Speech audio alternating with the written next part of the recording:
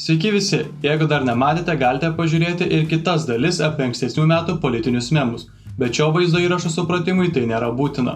Taigi, antroji 2000-ųjų dalis. Važiuojam. Kovo mėnesį šis vaizdo įrašas išplito Rusijos, Izraelio ir JAV interneto puslapiuose.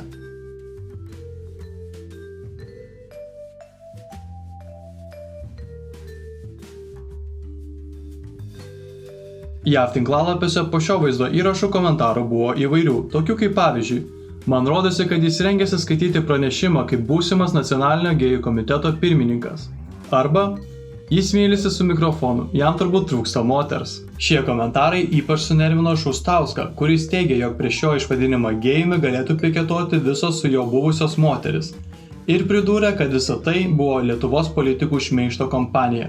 Šiais metais dėl draugystės viešbučio privatizavimo teisėsaugos apklaustas buvo pats Algirdas Brazauskas, o po šios apklausos jis žurnalistams teigė: nesitikėjau, kad teks liudyti prokurorams po 50 metų darbo Lietuvai, iš jų 15 metų nepriklausomai Lietuvai.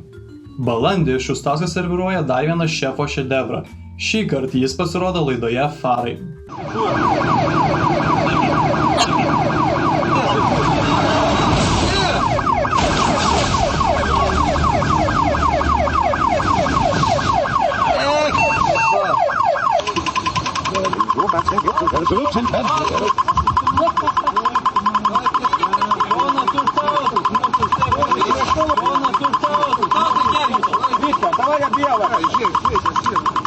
Kaip sekas, kaip sveikata?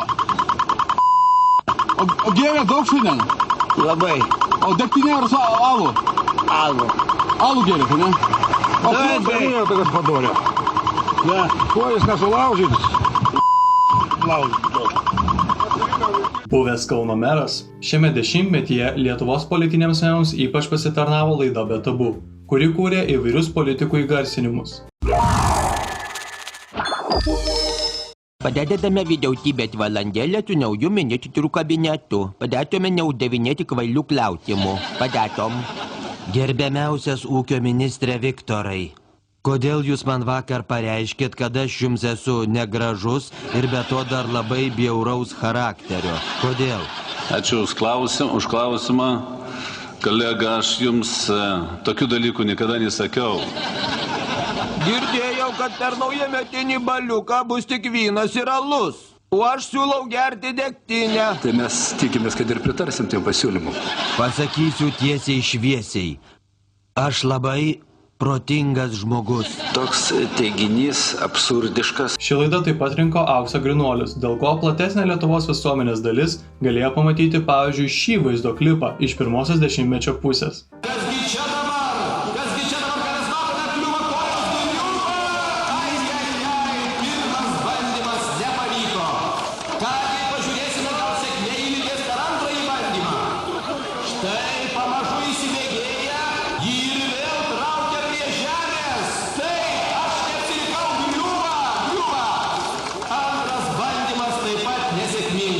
Ką galite pasakyti apie savo pagrindinį konkurentą Jeronimą Kraujelį? Jis nesilaiko vagos, visiškai nesilaiko. Gal jis apsiramins dabar truputį, pripras prie aplinkos. Jau liko visai nebedaug! Pirmyn, Jeronimai, pirmyn! Ir nenuvalgo, kad ir gali, pažiūrėk, prisvaidį. Ir finišas! Šių metų Arimo čempionas Jeronimas Kraujelis! Vasarą žemės ūkio ministrė Kazimiera Prunskienė viešėdama Sankt Petersburge rusų buvo tituluota kunigaikštienė ir jai buvo įteiktas ordinas, kuris buvo įpakuotas į lygintuvo dėžutę. Taip pat vasarą kilo skandalas dėl Viktoro Uspaskicho bakalauro diplomo įgyto Maskvoje, kadangi susisiekus su jo mokymo įstaiga buvo gautas neigiamas atsakymas, jog Viktoras baigė šį universitetą. Tiesioginėme LNK žinių eteryje Viktoras Uspaskichas aiškino, jog painiava kilo todėl, nes ranka rašant rusiškai jo pavardę P ir N raidės atrodo panašiai. Esą todėl jo diplomas buvo nerastas sąrašuose. Lietuvos televizijos žurnalistai paklausus, kodėl tik Uspaskichas sugebėjo rasti dokumentus patvirtinančius jo buvimą universitete, jis į šį klausimą atsakyti negalėjo. O žurnalistai pastebėjus, jog Uspaskicho rodomas diplomas neturi priedėlio, kur yra nurodomi mokomųjų dalykų įvertinimai, be ko diplomas negalioja, Darbo partijos lyderis į tai nieko neatsakė. O Lietuvos rytas Kėdainių apylinkės teismo archyvuose rado dokumentą iš 1995 metų, kuriame Viktoro išsilavinimas nurodomas kaip spec vidurinis, arba kitais žodžiais jis baigė technikumą. Taip pat 2005 metais vyko naujas realybės šou Dangus, kuriame iškilo ir nauja žvaigždė Antanas Nedzinskas. Na, bet čia laida apie politiką. Tai kam čia kalbėti apie kažkokius šoumenus? Ar jūs girdite, apie ką aš kalbu, ar jūs negirdite, jūs visiškai tūpas žurnalistas. Vis labiau byranti ir skelinėjanti vyriausybė pasiekė apogėjų 2006 metų balandį, kai Seimo narių balsavimu buvo iš posto išmestas Seimo pirmininkas Artūras Paulauskas, o už tai reikia dėkoti Paulausko koaliciniams partneriams Darbo partijai. O laimingas Viktoras Uspaskichas po balsavimo sutrikusiams žurnalistams arogantiškai pareiškė: "Nu, tai kas atsitiko?" Taigi, Uspaskicho ir Paulausko koalicinė meilė išnyko. Bet galbūt dar kada nors. Tačiau gera nuotaika Viktorui greitai dingo, kadangi jau gegužę prasidėjo kratos Darbo partijos būstinėje. Ši byla bus pavadinta juodosios buhalterijos byla, kadangi Darbo partijos nešvarūs reikalai buvo įsivažiavę taip stipriai, jog pelnas iš įvairių įtartinų sandorių buvo vedamas į atskiras buhalterinės apskaitas. Kaip kokiam UABE. Taip pat šiuose sandoriuose buvo nustatyti ir įtartini ryšiai su Rusija. Darbo partija visą kaltę dėl šio įvykio verčia Artūrui Paulauskui. O dėl šio įvykio ir dėl bendro spaudimo iš Adamkaus, Brazausko ir kitų politinių jėgų, Darbo partija patraukė visus 5 savo ministrus iš vyriausybės, taip ją sugriaunant. Ir Uspaskichas, kad niekam nekiltų daugiau įtarimų dėl Darbo partijos ryšių su Rusija, jis nuo Lietuvos teisėsaugos pabėga į Maskvą. Bendrapartiečius jis guodė ir drąsino telefonu. Partiečiai, bičiuliai, dar kartą noriu užtikrinti, kad savo dvasia ir širdimi esu su jumis. Ir mano tikslai liko tie patys. Gyvenu Rusijai, Maskvoje, dabar bute, adresas žinomas, net deklaracija uždeklaruota. Kam reikia visą laiką galima surasti. Iš Maskvos Viktoras Uspaskichas bando valdyti Darbo partiją, tačiau tai nesustabdo Viktoro Muntiano, kuris su dar 7 darbiečiais pasitraukė ir įkūrė naują Seimo frakciją. Po šio įvykio iš aktyviosios politikos pasitraukė Algirdas Brazauskas. Todėl naujai koalicijai reikėjo naujo lyderio. Ir juo tapo Gediminas Kirkilas. Kirkilo vyriausybė buvo mažumos, o tai reiškia, jog jie neturėjo daugumos balsų Seime. Bet Kirkilui pavyko susitarti su konservatoriais.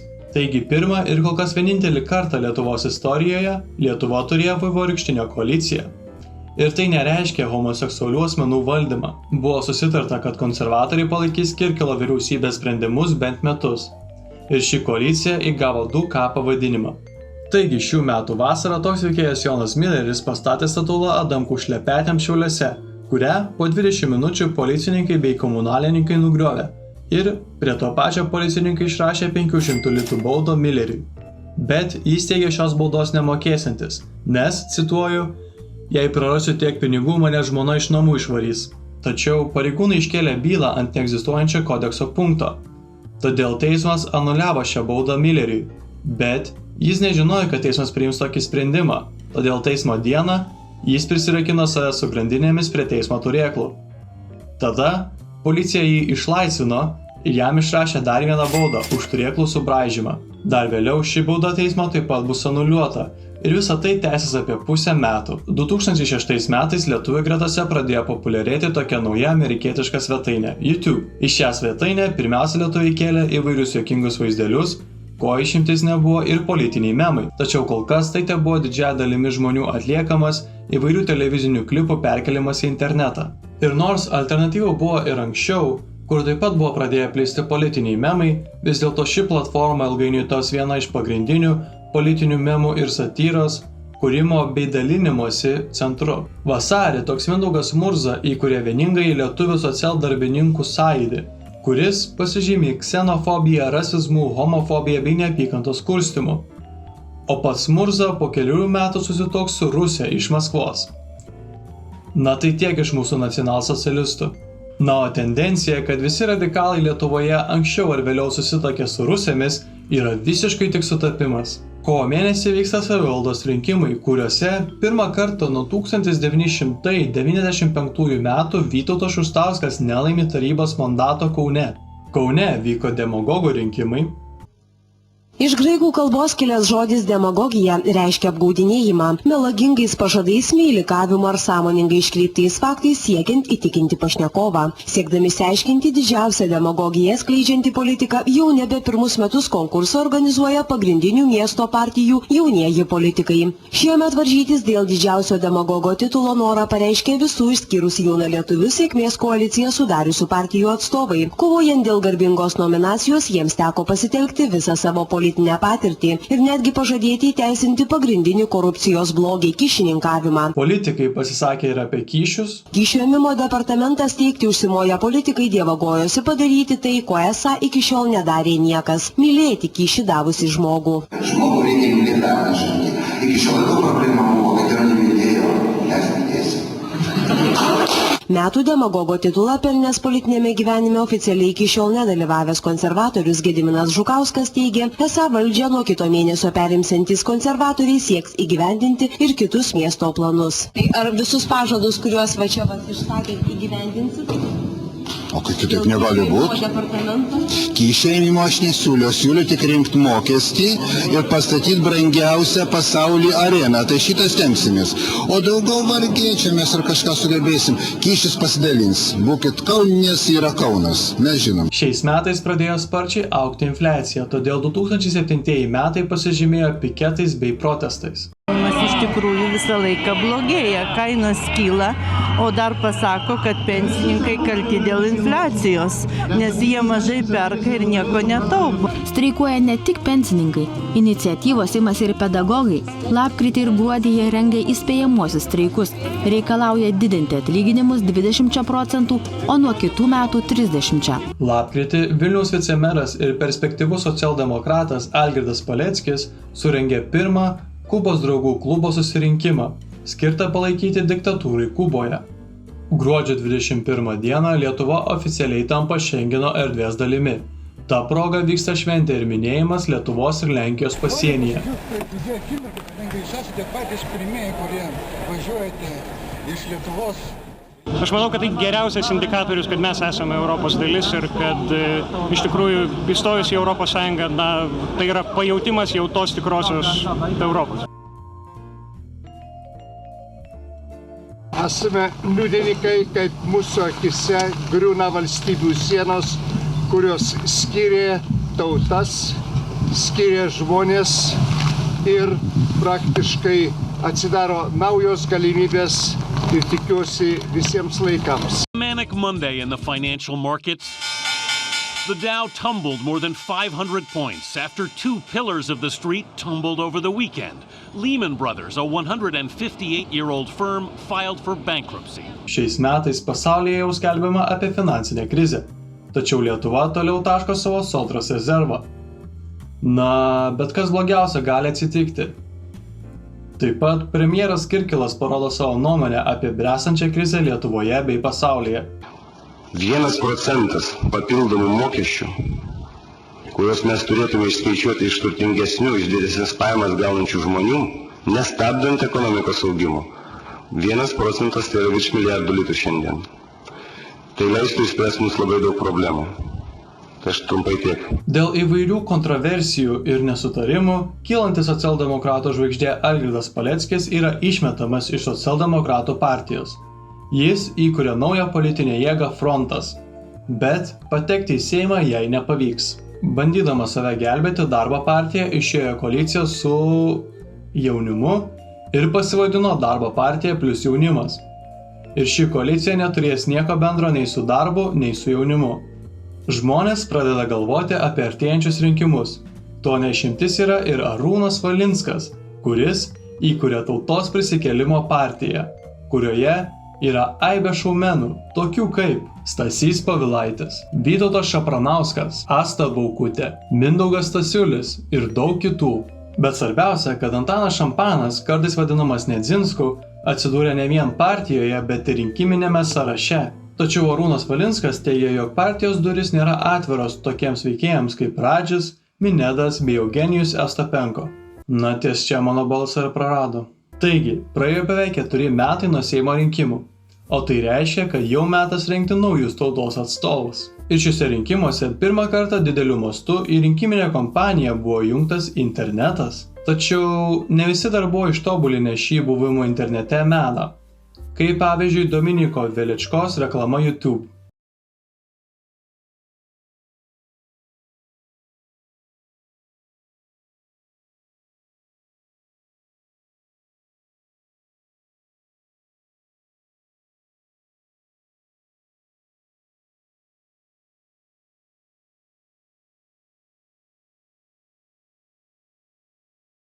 Antrų bandymų Veličkai sekėsi geriau. Mano numeris yra 138. 138. Partijos numeris Naujoji sąjunga numeris 6. Partinis numeris, partijos numeris 6. Paskutinis numeris Naujosios sąjungos sąraše.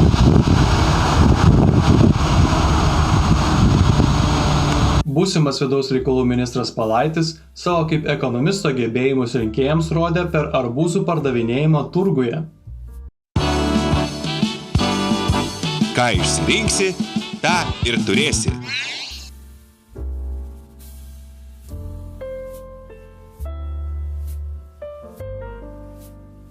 Vis labiau prieinami kūrybiniai įrankiai lėmė tai, jog jau ir eiliniai žmonės pradėjo kurti politikų reklamas parodijuojančius klipus. Independent Butterfly Pictures pristato.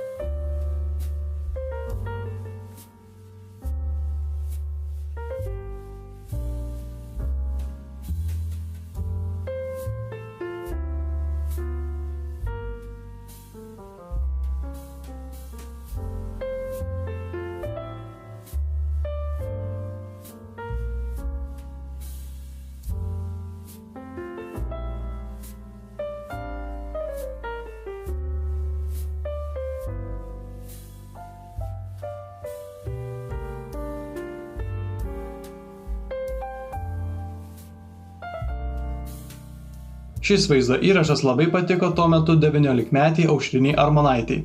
Dvi pagrindinės politinės jėgos, socialdemokratai ir konservatoriai, susikūrė YouTube paskyras, į kurias pradėjo kelti visokius pasisakymus, sąskrydžių medžiagą bei agitacinius klipus.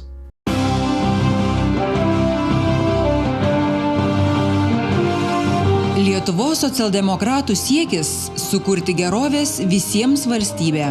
Gerovės visiems valstybėje nėra vietos skurdui, nedarbui, socialiniai nelygybei, žmogaus teisių pažeidimams. Pats svarbiausias socialdemokratams – žmogus. Nėra ir negali būti svarbesnių tikslų už žmogų.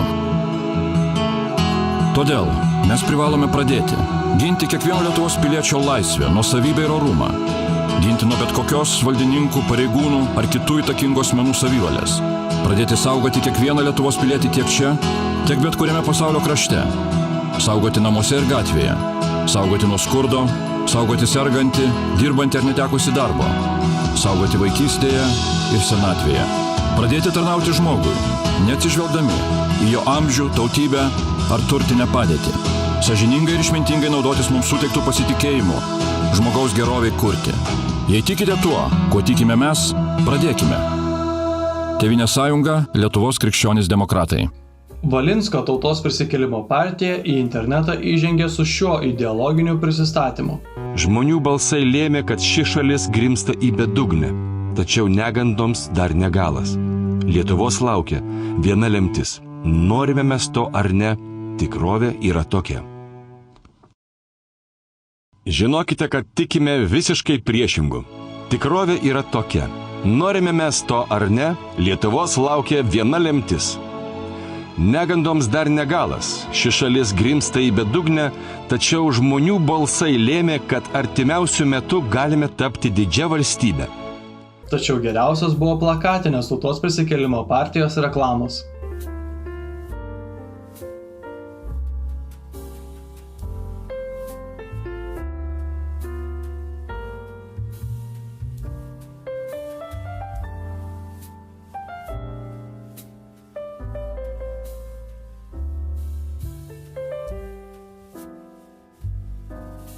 O dabar eikime į debatų perlus.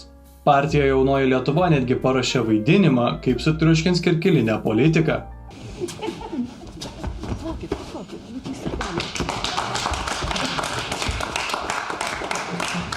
Taip, kad šitie Seimo rinkimai yra Lietuvos ateičiai lemiami. Arba vyraus korupcija, iš tikrųjų, ir bloga politinė valia. Arba Seimas atsinaujins. O po 15 minučių dar pasveikino savo didįjį lyderį Stanislavą Butkevičių. Mes, Stanislavas Buškevičius, į politiką atėjau prieš 20 metų ir norėtume pasinaudoti minutę mūsų ir puikaus ir brandaus jubiliejaus progą palinkėti laimės, sėkmės ir ryžto, drąsos kaunantis už istorinę tėvynės sėkmę, Lietuvos stiprybę ir ateitį. Taip, kad padėkosime. Ponas Juozas Dingelis įteiks knygą Tėvynės meilės ir grožio keliu. Prašom. Būtumėte įspėjamės, jeigu kokių šakotį būtumėte atnešę. Rusų sąjunga debatuose tiesiog nepasirodė. Labas vakaras, Lietuvos televizija tęsia Seimo rinkimų agitacinės laidas ir šiandien burtai lėmė, kad studijoje turėjo susitikti dvi partijos, tai Lietuvos centro partija sąrašo numeris 4 ir Lietuvos Rusų sąjunga. Beje, jų partijos puslapis dabar tapo vežėjų puslapiu.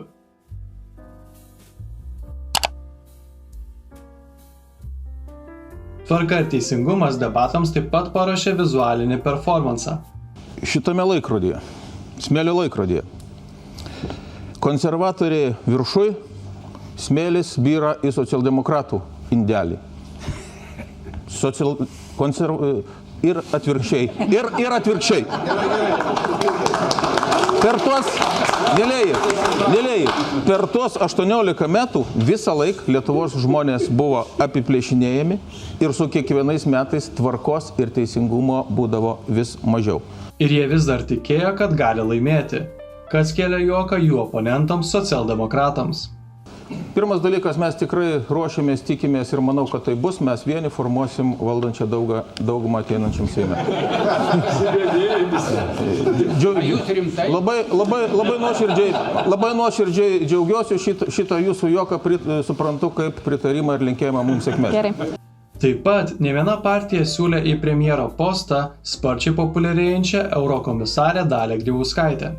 Jeigu mes dalyvautume koalicijoje, kurios valia būtų skiriamas premjeras, aš manau, kad mūsų pasiūlymas būtų labai paprastas ir šiek tiek netikėtas. Mes pasiūlytume skirti premjerą nei iš vienos partijos, kuri sudaro koaliciją, o samdyti normalų, gerą vadybininką, kuris šitoj situacijoje turėtų būti ekonomistas ir taip toliau. Kad būtų pavyzdys, kad nesakytumėt, kad mes spekuliuojam, mūsų pasiūlymas būtų paprašyti, pavyzdžiui, pasamdyti kaip premjerę, kaip administratorę, Dalią Grybauskaitę. Fronto vadovam neseniai pasirodė jūsų pranešimas spaudai viešai išplatintas, kad jūsų premjero postą siūlytumėte Dalią Grybauskaitę, Europos komisijos narė.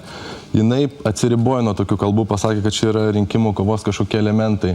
Matydami Lietuvos politikų susipriešinimą, nuolatinį kovojimą tarpusavyje, mes pasiūlėme, kad kandidatu į premjerės galėtų būti komisarė Grybauskaitė. Neturime teisėsaugos įtarinėjimų. Na, šitas taip prastai paseno. Rinkimų naktį, belaukdamas rezultato, Vytautas Šustauskas nusprendė papildomai užsidirbti vairuodamas taksi, į kurį priėmė ir Lietuvos ryto žurnalistus. Buvęs Kauno meras Lietuvos Laisvės sąjungos lyderis Vytautas Šustauskas į Rotušės aikštę įrieda išblizgintų taksi automobilių.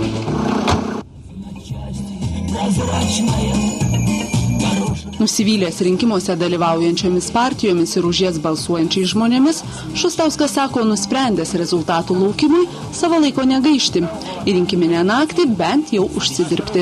Niekas absoliučiai nepasikeis, tik Lietuva visi praraja, o jeigu ateis Paksas, tai galim peržegnoti Lietuvą. Iš pradžių iš rinkiminių apylinkių ketinęs parvežti stebėtojus, tačiau nei jų, nei kitų klientų skambučių nesulaukęs, Vytautas Šustauskas nusprendžia pasižvalgyti po rinkimų rezultatų laukiančių štabus. Klausykit, čia darykitės. Socialdemokratų būstinėje netikėtas svečias sutiktas itin svetingai.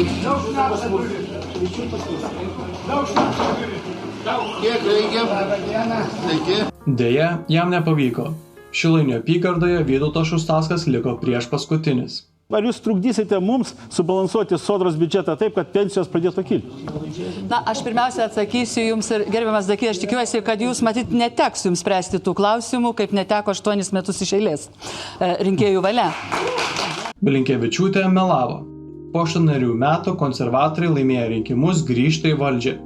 Daug darbo partijos narių neteko darbo, kadangi iš 39 mandatų liko vos 10. Tautos prisikėlimo partija tapo 3. didžiausia partija Seime ir su ja kartu atėjo Antanas Nedzinskas. Ir mano žiniomis, jis yra vienintelis žmogus istorijoje iš saulėtekio barako atėjęs tiesiai į Seimo viešbutį. Oi, kur aš esu, kas aš esu, kur aš skrendu, kur mano kosmoso teisės, kur mano baltas bilietas, o, štai kur mano juodoji dėžė. Oi, kaip nieko nesuprantu, kaip nedirba galva. Ir ši Valinsko kompanija surinkusi protesto balsus padovanos valdžią konservatoriams.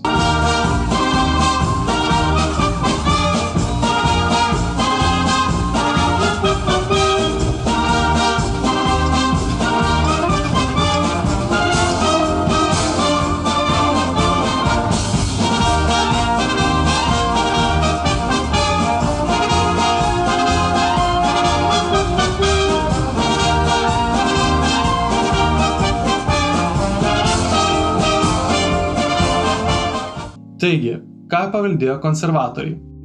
Valstybė jau krizėje, sodros rezervas yra ištaškytas, metų pradžioje jis buvo 1,4 milijardo litų dydžio. Dabar jame beliko 150 milijonų litų.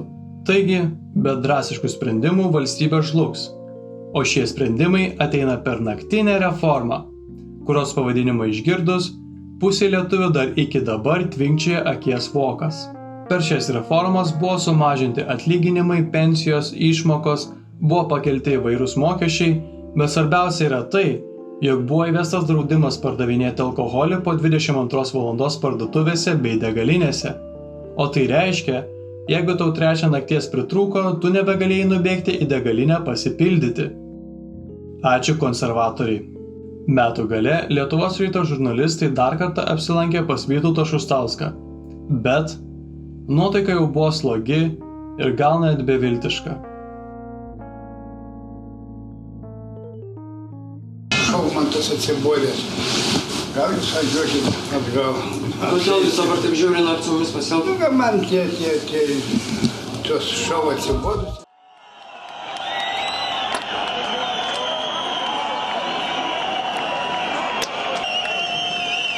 Sausį lietuviai išliejo savo pyktį dėl pakeltų mokesčių ir sumažintų atlyginimų riaušėse, mėtydami trinkeles ir akmenis į Seimo langus.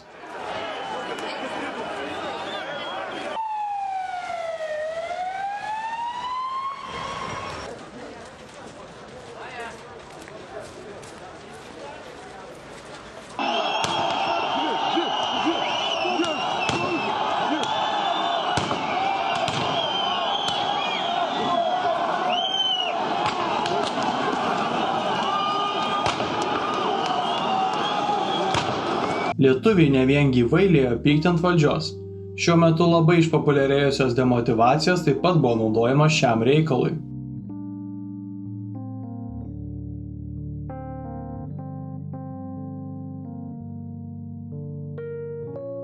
Ir tai tik dar labiau įtvirtina faktą, jog nuo šiol politinių memų kūryba iš televizijos ir žurnalistų rankų pereina į eilinių žmonių rankas.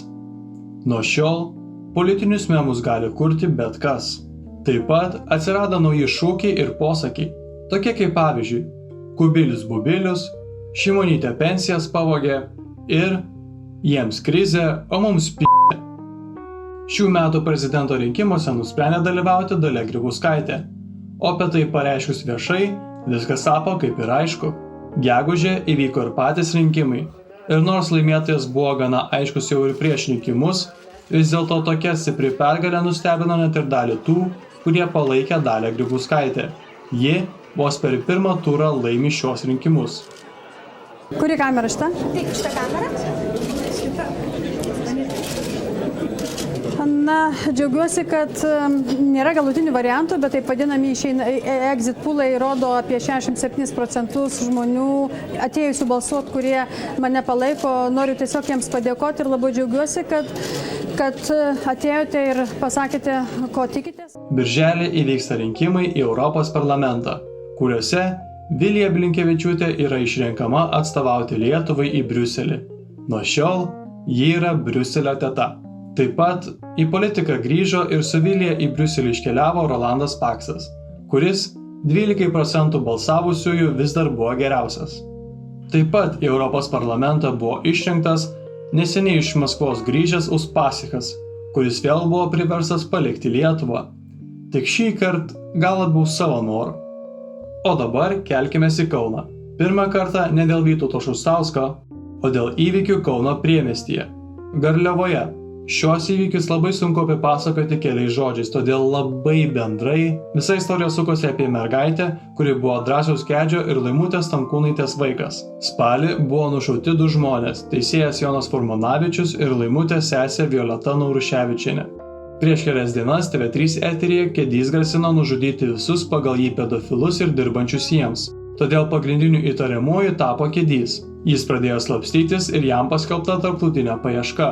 Kedžiaus sesei Neringai Venckienei yra perduodamas vaikas ir ji tampa broliaus pradėto judėjimo lyderė. O tautą šie įvykiai pradėjo skaldyti, tačiau šiuo laiku 2009 metais yra žinoma tik tiek. O kodėl ši istorija yra aktuali šiam vaizdo įrašui? Ši tema taip įaudrino tautą, jog metų gale viso turinio, įskaitant politinius memus bei satyrą, dėmesys buvo sukreiptas būtent į šią istoriją. Televizijos laidos, naujienų portalai, internetinės diskusijos, demotyvacijos. Netgi žurnalas Flintas išleido komiksą apie šią istoriją. Šioje istorijoje iki dabar liks daug neatsakytų klausimų. Todėl šioje laidų serijoje čia bus vienintelis pasakojimas apie šią istoriją. Vėliau mes apie ją pasakosime tik tiek, kiek bus būtina politiniams memams bei satyrai. Metų gale Šustauskas planavo užblokuoti magistralę Vilnius-Kaunas ir pavadino šį planą operacija Karinė paslaptis, tačiau policija šiam planui užbėgo už akių. Sėdu pats už vairą ir davai, autobusų stotelėje sustoja. O kur jūs norėjot sustoti? Čia šitai. Kodėl čia? Čia norėjot? Čia. Čia jūsų galutinė stotelė? Taip. O ką dabar darysit? Nu ką darysi? Matai, Bailių gvardija. O kur autobusas dabar? Policija lydi iki Vilniaus. Iki Vilniaus jie važiuoja? Aš nežinau, kur jie šalia važiuoja policija, jie atėmusi dokumentus.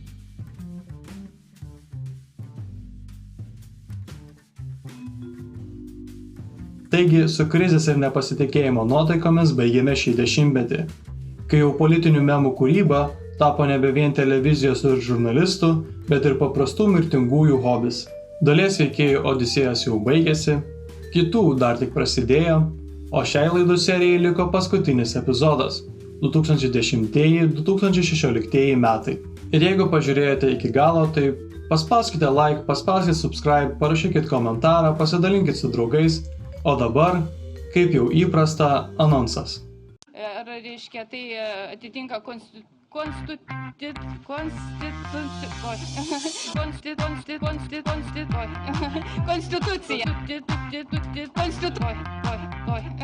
Paprastai ir kada jie pateiks savo vertinimą, tada Бележиенен Social-Democrats give up with their colleagues. Shoulder to shoulder in the European Parliament. Paprastai